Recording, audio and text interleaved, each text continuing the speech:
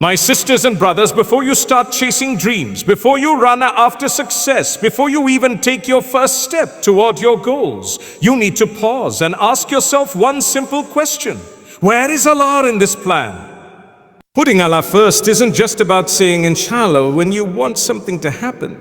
It's about making Him the center of your intentions, the anchor of your decisions, and the compass of your life. Too often we rush into opportunities thinking that we know what's best, forgetting that the one who gave us the breath to live this moment already knows the outcome of every step we take. When you start with Allah, your priorities change. You no longer measure success by numbers, applause, or recognition. You measure it by how much your actions please Him. You understand that no amount of effort will bring you what He has not written for you, and no force in this world can take away what He has destined for you. That realization removes the crippling anxiety we often feel when life doesn't go as planned, because you trust that His plan is always better than yours. But putting Allah first isn't passive, it's active. It's in the discipline of waking up for prayer when you're tired, in the courage to turn down an opportunity that compromises your values, and in the quiet choices you make every day. It's easy to say Allah first when life is calm, but the real test comes when you're standing at a crossroads, when you have to choose between what feels good now and what's right for eternity. People might not understand why you turn down what they see as a once-in-a-lifetime opportunities. They might call you foolish for letting go of things that could make you more money, more fame, more power, but you will know deep down that nothing is worth gaining the world if it means losing the peace of God's approval. That kind of peace can't be bought, can't be faked, and can't be replaced. And here's the beauty of it. When you put Him first, He takes care of the rest. Doors you never imagined open for you. Blessings come from places you didn't even know existed. And even when things don't go the way you hoped, He gives you the strength to endure, the wisdom to learn, and the faith to keep moving forward. Putting Allah first is not just the safest way to live, it's the most fulfilling way to live. Because at the end of the day, all the success, all the wealth, all the recognition, it's temporary. But what you build with Allah, what you do for Him, and how you honor Him with your life, that's eternal. So before you take that step, before you make that decision, before you chase that dream, ask yourself, is God first in this? If the answer is yes, then no matter what happens, you've already won. Faith over fear is not just a phrase we throw around when life gets difficult. It's a way of living that changes everything about how we see the world. Fear is loud, it's demanding, it rushes you into decisions, and it whispers all the things that could go wrong. But faith is quiet and steady. It reminds you that no matter how strong the storm is, the one who created the winds and the waves is still in control. When you truly believe that, fear loses its grip on your heart. We all face moments where fear seems to have the upper hand.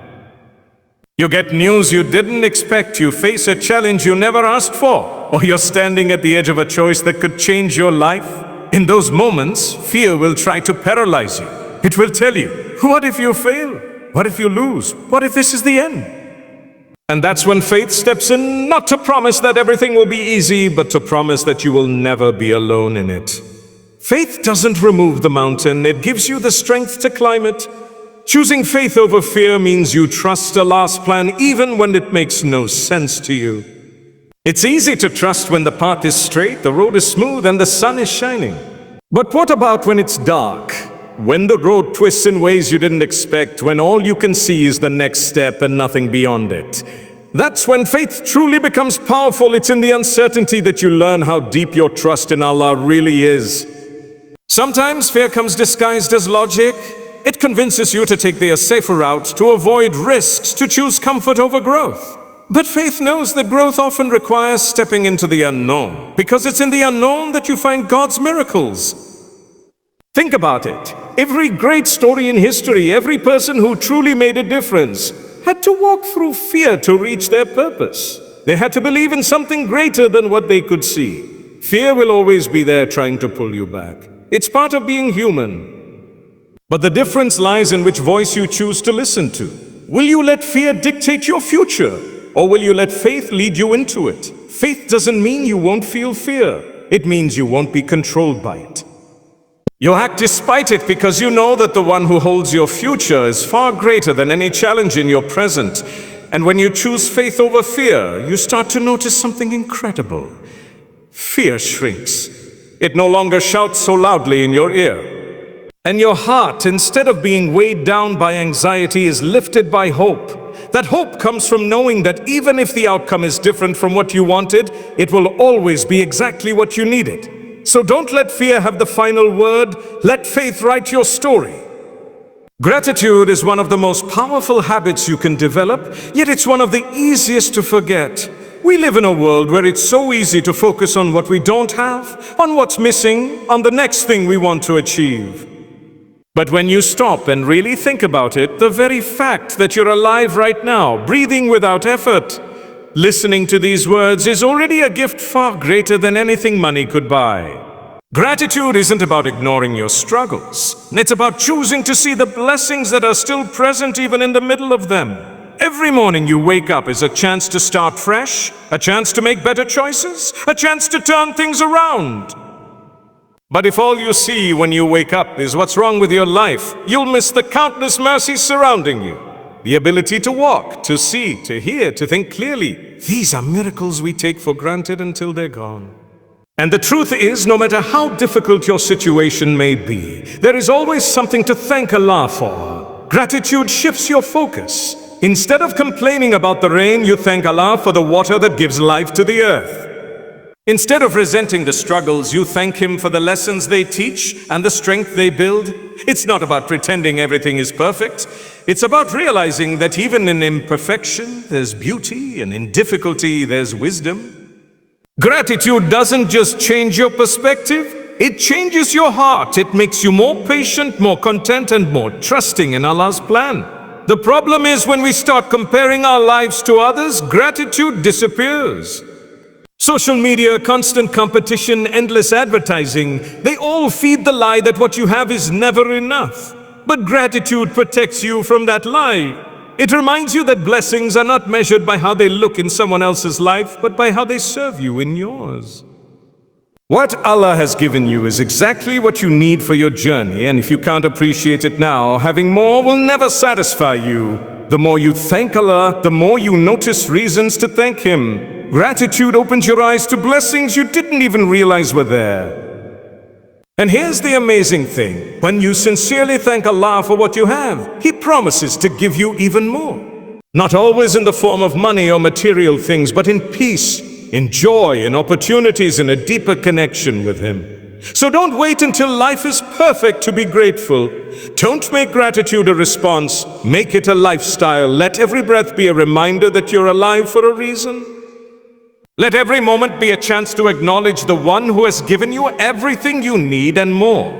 Because when your heart is full of gratitude, your life will always feel full. We live in a time where popularity often seems more valuable than purpose. People chase likes, followers, and public approval as if they define who they are. But the truth is, the crowd's applause can never replace the peace that comes from knowing you are living the life Allah created you to live. Popularity is temporary. It comes and goes with trends, opinion, and moods. Purpose, on the other hand, is eternal. It's the reason you were placed on this earth, the mission only you can fulfill. And it will outlast every passing trend. The problem with seeking popularity is that it's never enough. You can be loved today and forgotten tomorrow. You can be praised one moment and criticized the next. When you live for people's approval, your happiness depends on their mood. And that's a dangerous way to live. But when you live for your purpose, your happiness comes from pleasing the one whose approval matters most. His standards don't change with time, and His love doesn't depend on how many people notice you. Sometimes living with purpose means making choices that won't make sense to others. It might mean walking away from opportunities that promise fame but compromise your values. It might mean saying no to shortcuts, no to dishonesty, no to things that could make you look successful but would take you further from God. People might misunderstand you, label you, or even laugh at you, but your worth is not in their words. It's in your obedience to your calling. There's a special kind of strength in living this way. It's the strength to stand alone if you have to, The strength to be consistent in your values even when no one is watching. The strength to choose integrity over instant gratification. That's because purpose gives you direction. When you know why you're here, you don't waste time chasing things that don't matter. You invest your time, energy, and heart into things that align with your mission and bring you closer to Allah. And here's the irony. Sometimes when you stop chasing popularity and focus on purpose, the right kind of influence follows you naturally.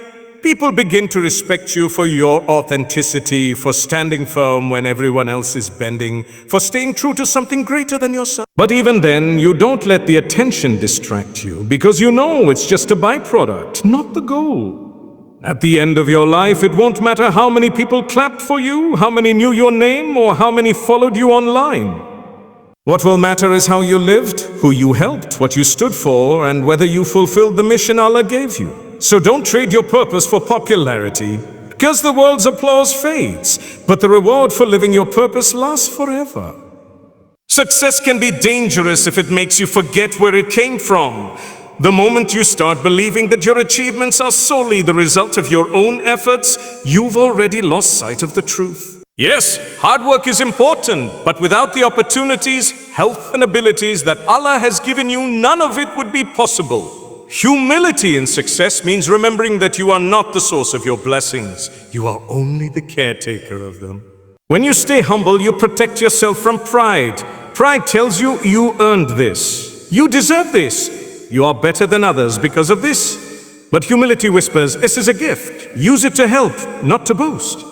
It's also important to remember that faith is not just in words, it's in actions. Consistency means aligning your choices, your habits, and your priorities with what you believe. It's living in a way that reflects your trust in Allah, not just saying it. The small daily choices matter, the ones no one else sees but Him. And here's the amazing thing about being consistent in faith. Over time, it changes who you are. You become more patient, more compassionate, more hopeful, and more resilient.